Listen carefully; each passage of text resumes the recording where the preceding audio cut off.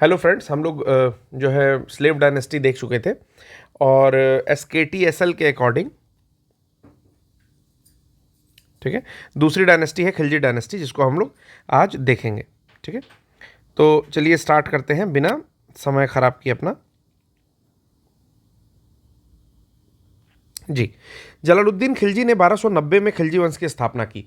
तो सबसे पहले आता है कि खिलजी वंश की स्थापना किसने की। हाँ फ्रेंड्स, एक बात और बता देना चाहता हूँ कि मैंने जो लास्ट लेक्चर में बताया था कि तुगलक डायनेस्टी जो है सबसे सर्वाधिक लंबे समय के लिए जो है चली थी, और सबसे कम समय के लिए जो डायनेस्टी मैंने बताई थी वो सैयद बता दी थी, जबकि वास्तव में सैयद डायनेस्टी से भी कम डायनेस्टी जो है अभी आप लोग देखेंगे कि किसकी थी, वो हम लोग आगे देखते हैं, वो खिलजी की थी। तो जलालुद्दीन खिलजी ने 1290 ईस्वी में खिलजी डायनेस्टी की जो है स्थापना करते हैं और अपना राज्याभिषेक कैकूबाद द्वारा बनवाया गया पूर्ण किलोखरी के महल में कराते हैं। ठीक है ना। अब कैकूबाद कौन है? कैकूबाद जो है वो स्लेव डायनेस्टी का लास्ट रूलर है। ओके, उसके बाद आता है किलोखरी के महल में ये अपना राज्याभिषेक करवाते हैं। अब इसमें डॉक्टर AL श्रीवास्तव कहते हैं कि जलालुद्दीन खिलजी दिल्ली का प्रथम तुर्की सुल्तान था जिसने उदार निरंकुशतावाद के आदर्श को अपने सामने रखा। ठीक है ना, प्रथम तुर्की सुल्तान था जिसने उदार निरंकुशवाद के आदर्श को अपने सामने रखा।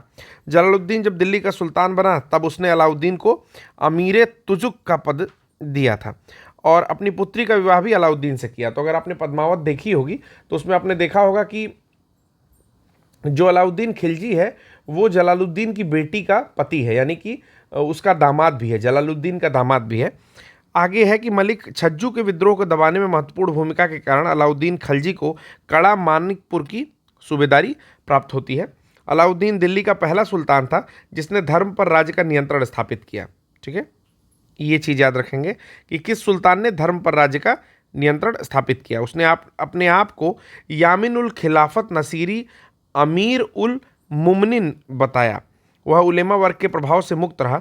अलाउद्दीन खिलजी एक महत्वाकांक्षी सुल्तान था। उसने सिकंदर द्वितीय सानी की उपाधि ग्रहण की थी।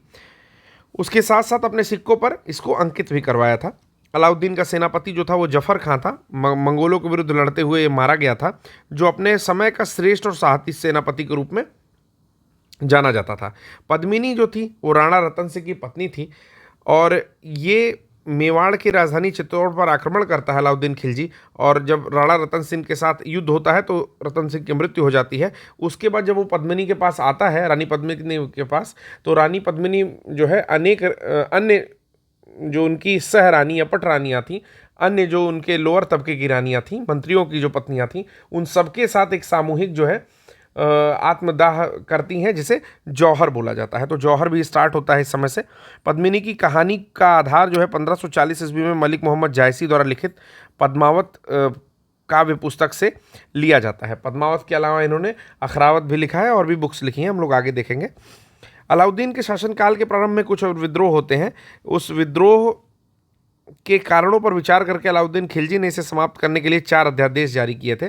पहले अध्यादेश के द्वारा उपहार, पेंशन, दान में प्राप्त भूमि आदि व्यक्तियों से वापस ले ली गई। मतलब जितना फ्री का माल बटा हुआ था, जितने फ्री के डिस्ट्रीब्यूशंस थे, सबको वापस ले लिया, चाहे वो दान में दिया हुआ कोई चीज़ हो, उपहार में दिया हुआ कोई चीज़ हो, पेंशन हो, या सरकारी भूमि किसी व्यक्ति को दिया गया है। ये क्या किया गया कि सभी सरकारी पदाधिकारियों से आदेश दिया गया कि सब लोग उसको वापस ले लें जाके। दूसरा क्या था कि गुप्तचर विभाग का एक गठन कर देता है, यानी कि ये खुफिया विभाग का गठन करता है।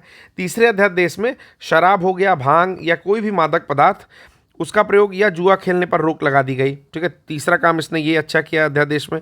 चौथा अध्यादेश किया, उसमें जितने अमीर थे या सरदार थे जो दावत विवाह संबंध संपन्न करते थे, दावत देते थे, उस पर जो है रोक लगा दिया गया, यानी कि कोई इस तरह की पार्टी नहीं होती थी।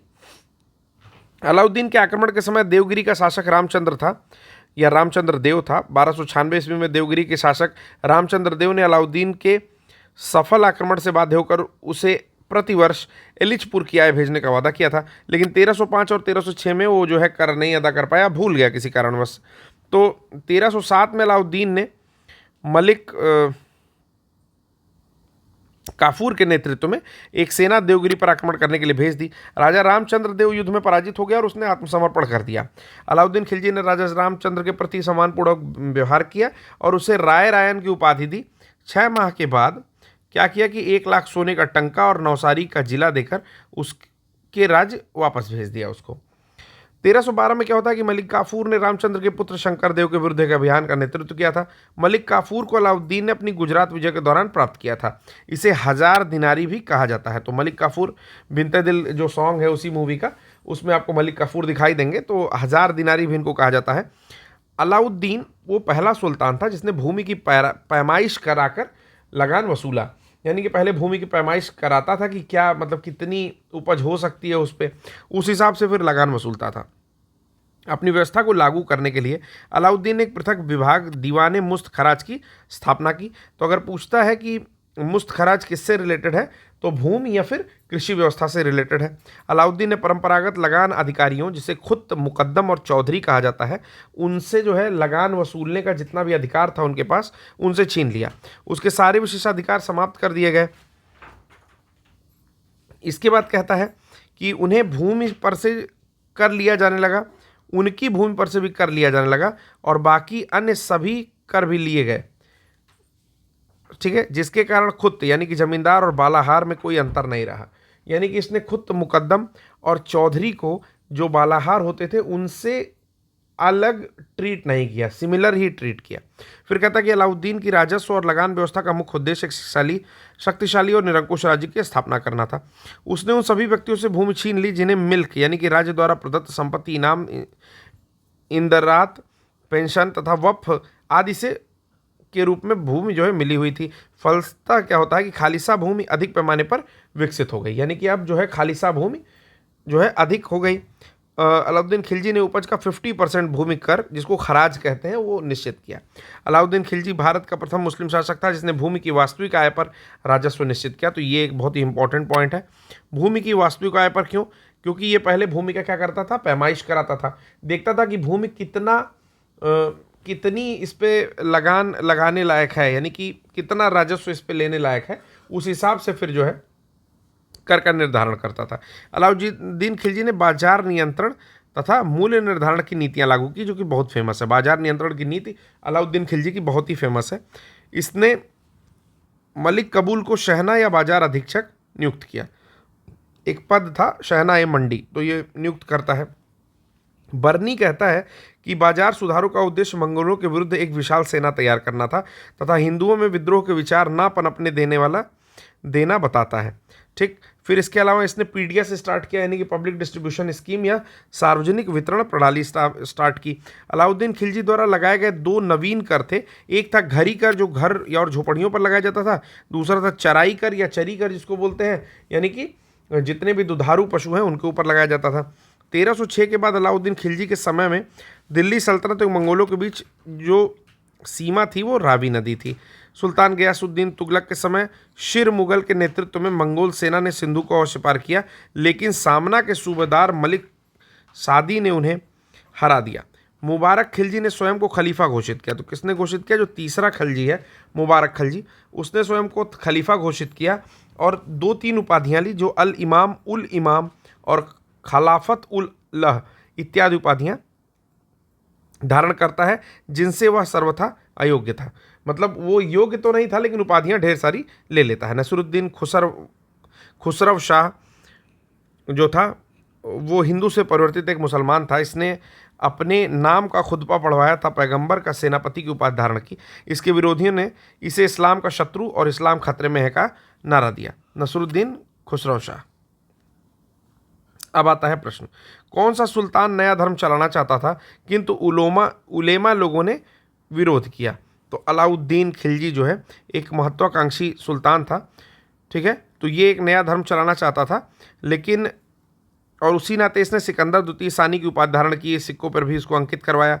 संपूर्ण विश्व जीतने की अभिलाषा रखता था, लेकिन इनका एक वफादार मित्र था जो कि कोतवाल भी था, जिसका नाम था अलाउल मुल्क। उनकी सहायता पर इसने अपने विचार को त्याग दिया। दिल्ली के किस सुल्तान ने सिकंदर सानी की? तो अलाउद्दीन खिलजी ने सिकंदर सानी की उपाधि ली है। अलाउद्दीन खिलजी के प्रसिद्ध सेनापति में किसकी मंगोलों के विरुद्ध लड़ते हुए मृत्यु होती है तो जफर खां जो था वो इनका एक योग्य सेनापति था जो कि मंगोलों के विरुद्ध लड़ते हुए शहीद हो जाता है। ठीक है, अगले प्रश्न की ओर हम लोग बढ़ते हैं। तो कहता है कि रानी पद्मावती का नाम अलाउद्दीन की चित्तौड़ विजय से जोड़ा जाता है, उनके पति का क्या नाम है? तो राणा रतन सिंह उनके पति का नाम है। ठीक है, उसके बाद अगला प्रश्न है कि अलाउद्दीन के दक्षिणी अभियान धन प्राप्ति के अभियान थे। ठीक है, दक्षिणी अभियान क्या थे? धन प्राप्ति के अभियान थे, बिल्कुल सही है। वो यह दक्षिणी राज्यों को कब्जे में करना चाहता था। तो ए सही है, लेकिन डी आर जो है वो गलत है, यानी कि दक्षिणी राज्यों को कब्जे में ये नहीं करना चाहता था। एक्सप्लेनेशन देखते हैं कि डॉक्टर के एस लाल कहते हैं कि धन के लालच और गौरव की लालसा ने अलाउद्दीन को भी दक्षिण के सभी राज्यों पर एक के बाद एक आक्रमण करने की प्रेरणा दी। दक्षिण भारत के इन राज्यों पर आक्रमण करने का अलाउद्दीन का उद्देश्य धन और विजय की लालसा ही थी, उनकी आंतरिक नीति में हस्तक्षेप नहीं था। यह इन राज्यों को अपने कब्जे में नहीं करना चाहता था, तो इसको याद रखना है। अगला प्रश्न हम लोग देखेंगे कि अलाउद्दीन खिलजी के आक्रमण के समय देवगिरी का शासक कौन था? तो हमने पढ़ा था रामचंद्र देव था। ठीक है, ये कब कब भूल गए थे? तो 1305 में और 1306 में एलिचपुर की आय भेजने का वादा किए थे और ये भेजना भूल गए थे। तो उसके बाद जो है मलिक काफूर की अगुवाई में इनके ऊपर आक्रमण करता है और इनको हरा देता है। अब आता है 4, यहाँ पर ऑप्शन दिया हुआ है जिसे हमें मैच करना है कि कौन कहाँ का था। ठीक, तो चित्तौड़ के सबसे पहले तो राणा रतन सिंह, जहाँ पर आपका वो हुआ था। उसके बाद आता है 3 और है जिसमें आपका रणथंभौर के जो होते हैं वो शायद मेरे अकॉर्डिंग रणथंभौर के हमीर देव हैं। तो ए का 3 मैच करते हैं, ए का 3, इसके अकॉर्डिंग क्या होगा? बी का 4, यानी कि हमने बी का 4 करेक्ट लगाया है। फिर सी का 2, यानी कि देवगिरी के जो राजा थे वो थे राजा राय रामचंद्र और गुजरात के थे कर्णदेव। ठीक है, नेक्स्ट प्रश्न पर देखते हैं। नेक्स्ट प्रश्न है कि दिए गए मानचित्र पर ध्यान दीजिए। ठीक है, एक मानचित्र दे रहा है, इसमें यहाँ से यहाँ तक का पॉइंट दिखाया हुआ है। कह रहा है मानचित्र में निर्दिष्ट मार्ग का अनुसरण अपने सैन्य अभियानों में किसने किया? तो ध्यान देंगे, ऑप्शन पर देखेंगे चंद्रगुप्त द्वितीय। ठीक है, चंद्रगुप्त द्वितीय एक महान शासक था, विक्रमादित्य की उपाधि भी लेता है। हर्षवर्धन, तो ये कन्नौज का शासक था जो बहुत दूर तक नहीं आया था। ठीक है, कन्नौज का शासक था। मलिक काफूर और राजेंद्र चोल, तो राजेंद्र चोल आपके ये साउथ इंडिया के शासक थे जो बहुत ऊपर तक नहीं जानते हैं, यहाँ तक गंगा के आसपास तक क्षेत्र में रहे होंगे, उसके ऊपर ये नहीं जाते हैं। ठीक है, और ऊपर थोड़ा होगा, यानी कि कौन सा ऐसा व्यक्ति है जो इतना दूर तक आया? तो यानी कि एक ही ऑप्शन मिलता है, उसका नाम है मलिक काफूर। ठीक है, मलिक काफूर जो है यही साउथ इंडिया तक आता है। देख लेते हैं इसमें सल्तनत काल में अलाउद्दीन खिलजी का सेनापति जो है मलिक काफूर अपनी दक्षिण विजय के दौरान जो है आपके नॉर्थ इंडिया से साउथ तक चला आता है। किस सुल्तान के काल में खालिसा भूमि अधिक पैमाने पर हो गई थी? तो आपको पता है कि सबकी भूमि इसने ले लिया था, जिसको भी दान में मिली थी या पेंशन में मिली थी या फिर किसी भी तरह का टैक्स वसूलने के लिए मिलती थी, सारी भूमि इसने वापस ले ली थी। वो खालिसा भूमि फिर अधिक हो गई थी, अलाउद्दीन खिलजी था वो। ठीक है, किस सुल्तान के बारे में कहा जाता है उसने भूमि कर के उत्पादन को 50% तक कर दिया? तो किए तो 2 लोग थे, मोहम्मद बिन तुगलक ने भी किया था और अलाउद्दीन खिलजी ने भी किया था। लेकिन अलाउद्दीन खिलजी ने क्या किया था? सेंसिबल था, यानी कि पहले भूमि की पैमाइश कराता था और उसके बाद फिर उस पर राजस्व वसूलता था। अगला प्रश्न है कि 50% तक किसने कर दिया? तो मोहम्मद बिन तुगलक ने भी किया था और अलाउद्दीन खिलजी ने भी किया था। कि सुल्तान ने ज़मीन में फसल की नपाई का आधा राजस्व तो मोहम्मद तुगलक ने भी किया था और अलाउद्दीन खिलजी ने भी किया था। ठीक है, फसल की नपाई का आधा राजस्व। ठीक है, तो नपाई का आधा अगर यहाँ पर बात करता है तो फिर ऑप्शन केवल सी होगा, बी नहीं होगा, सॉरी डी नहीं होगा, क्योंकि सुल्तान अलाउद्दीन खिलजी ने भू राजस्व व्यवस्था के पुनर्गठन में विशेष रुचि ली। उसने उपज का 1/2 भाग राजस्व में वसूलना प्रारंभ किया। वह दिल्ली सुल्तान का प्रथम सुल्तान थे पैमाइश एवं प्रति बिस्वा उपज के आधार पर भू राजस्व निर्धारित करने की नीति अपनाई। मोहम्मद बिन तुगलक केवल दुराब में अनुमान आधार पर उपज का आधार भाग राजस्व के रूप में वसूलने का आदेश देता था। अगला क्वेश्चन आता है, चलिए अगला प्रश्न देखते हैं। उसने कृषि जमीनों की पैमाइश के बाद जमीन की मालगुजारी वसूल की। अलाउद्दीन खिलजी के बारे तो करेक्ट होना चाहिए। उसने लगान व्यवस्था को अपनी पूरी सल्तनत में लागू किया। तो बेसिकली जो लगान व्यवस्था थी वो मेरे अकॉर्डिंग पूरी सल्तनत व्यवस्था में नहीं लागू थी, पूरी सल्तनत में नहीं लागू थी। उसने प्रांतों के गवर्नर के अधिकारों को समाप्त कर दिया। तो ये भी आई थिंक करेक्ट होना चाहिए, तो मेरे हिसाब से 1 और 3 होना चाहिए। आया करेक्ट आंसर देखते हैं, तो सी है, 1 और 3 है बिल्कुल। अलाउद्दीन की लगान व्यवस्था संपूर्ण साम्राज्य के रूप में लागू हो नहीं की जा सकती थी, ठीक है ना। भूमि की पैमाइश करके किसानों से सरकारी कर्मचारियों द्वारा लगान वसूल किए जाने की व्यवस्था दिल्ली और उसके आसपास में ही लागू की गई। अलाउद्दीन पहला सुल्तान था जिसने भूमि की पैमाइश कराकर लगान वसूलना आरंभ किया था, ठीक है। अलाउद्दीन खिलजी ने एक अलग विभाग बनाया है, दीवाने मुस्त खराज। अलाउद्दीन ने परंपरागत लगान अधिकारी खुद मुकद्दम और चौधरी से लगान वसूलने का अधिकार छीन लिया। उसके बाद सारे विशेषाधिकार भी समाप्त कर दिए। उनकी भूमि पर से कर लिया जाने लगा और बाकी मतलब जमींदार और बालाहार को, साधारण किसान को एक बराबर कर दिया। अगला है कि अलाउद्दीन खिलजी ने दिल्ली में मूल नियंत्रण लागू किया था। सही है, क्योंकि वह दिल्ली में अपने राजभवन के निर्माण में लगे हुए कारीगरों को कम वेतन देना चाहता था। ऐसा नहीं है, कम वेतन नहीं देना चाहता था। सी है, क्योंकि आर गलत है। एक्सप्लेनेशन देखिए, कहता है कि कार्य में सहायता देने वाले घुड़सवार कुशल नहीं तो उसने मलिक को कमर से, ठीक है। कह रहा है कि अलाउद्दीन ने मूल्य नियंत्रण की नीति लागू की। अलाउद्दीन ने अपने बाजार नियंत्रण की सफलता के लिए कुशल कर्मचारी नियुक्त किए। उसने मलिक कबूल को शहना या बाजार का अधीक्षक नियुक्त किया। उसके कार्य में सहायता देने के लिए घुड़सवारों और पैदल व्यक्तियों की विशाल टुकड़ी दी गई। उसे विस्तृत अधिकार दिए गए। वह सारे व्यापारियों पर नियंत्रण रखता था और बाजार की कीमतों पर उतार चढ़ाव तथा बाजार की सामान्य स्थिति की सूचना सुल्तान को देता था। बर्नी इन बाजार सुधारों का उद्देश्य मंगोल के विरुद्ध एक विशाल सेना तैयार करना तथा हिंदुओं के विद्रोह के विचार ना पनपने देना बताता है। कारीगरों को कम देने का इनसे कोई संबंध नहीं है, अतः कथन सही किंतु कारण गलत है। अगला प्रश्न देखते हैं, निम्नलिखित से किस सुल्तान ने बाजार सुधार? तो अलाउद्दीन खिलजी ने बाजार सुधार किए। किसने एक मूल्य नियंत्रण प्रणाली? तो अलाउद्दीन खिलजी ने मूल्य नियंत्रण प्रणाली शुरू की थी। बाजार नियंत्रण प्रथा किसने शुरू की थी? तो अलाउद्दीन खिलजी ने शुरू की थी। बाजार कीमतों को नियंत्रित करने के अलाउद्दीन खिलजी के प्रयासों ने कृषि को उन्नत किया, सिर्फ दरबारियों को फायदा पहुंचाया, बहुत सफलता प्राप्त की, शासक को जनमानस से दूर किया। तो उन्नत तो करता ही था, लेकिन अप्रोप्रिएट अगर देखा जाए तो सफलता भी प्राप्त की थी। तो ऑप्शन जो है सी है इसके अकॉर्डिंग, ठीक है। जबकि ए में भी थोड़ा डाउट है, कृषि को भी उन्नत किया था इसने, परंतु अगर जो ऑप्शन करेक्ट दे रहा है उसके साथ हम लोग जाएंगे। अगला कह रहा है कि निम्नलिखित में से किस मध्यकालीन शासक ने पीडीएस स्टार्ट किया? तो ये अलाउद्दीन खिलजी ने स्टार्ट किया, पब्लिक डिस्ट्रीब्यूशन स्कीम, ठीक है ना। अगला है कि सल्तनत काल में सार्वजनिक वितरण प्रणाली किसने शुरू की? तो सार्वजनिक वितरण प्रणाली यानी कि इसको कोटे की दुकान जो हम लोग कहते हैं, सरकारी रसद की दुकान, वो है आपके अलाउद्दीन खिलजी ने स्टार्ट की थी। घरी अथवा गृह कर यानी कि घरी कर, उसी को गृह कर भी कहते हैं, इसको लगाता था। और क्या लगाता था? चराई कर, चराई कर दुधारू पशुओं पर। ये दोनों कौन लगाता था? तो अलाउद्दीन खिलजी ने लगाया। फिर कहता है 1306 ईस्वी के बाद अलाउद्दीन खिलजी के समय में दिल्ली के सुल्तान था मंगोलों के बीच की सीमा क्या थी? तो रावी नदी जो है 1306 ईस्वी के बाद अलाउद्दीन खिलजी और दिल्ली के सुल्तानों के मंगोल के बीच की सीमा थी। निम्नलिखित में से किस एक सुल्तान ने साम्राज्य की सीमाओं की सुरक्षा हेतु विशेष सेना को नियुक्त किया? तो अलाउद्दीन खिलजी करता था, हर जगह कटौती करके मंगोलों से विरुद्ध आत्म सुरक्षा के लिए एक सेना की, बड़ी सेना की जो है नियुक्ति करता था। उसके बाद कह रहा है कौन सुमेलित नहीं है? देवगिरी के शंकर देव, वारंगल के रामचंद्र देव, ठीक है। तो वारंगल के रामचंद्र देव सुमेलित नहीं है, क्योंकि रामचंद्र देव को इसने हराया था, तो वो कहाँ के शासक थे? देवगिरी का, ना कि आपके वारंगल का, ठीक है। दिल्ली सल्तनत में किस शासक ने अपने आप को खलीफा घोषित किया?